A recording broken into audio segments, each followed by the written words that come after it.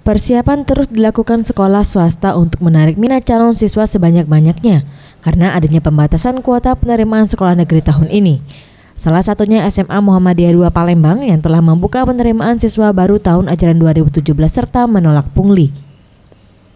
Menurut Doso Susilo, PLT Kepala SMA Muhammadiyah 2, di tahun ini sekolahnya menargetkan menerima 200 siswa dengan 5 kelas yang tersedia.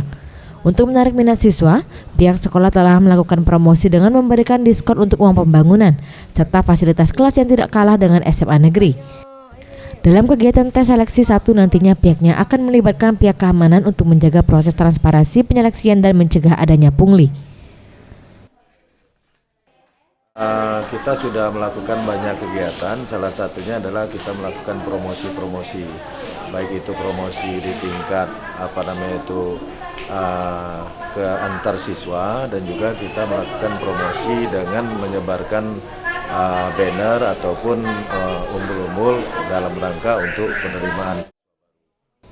Sementara itu Suherman, pengamat pendidikan Sumsel, menilai pihak sekolah selama proses seleksi harus melibatkan pihak keamanan serta proses seleksi harus dilaksanakan secara online berdasarkan peringkat nilai yang didapatkan sewaktu mengikuti seleksi, sehingga kuota penerimaan tersebut dapat terpenuhi dan tidak dimanipulasi oleh oknum yang bertanggung jawab.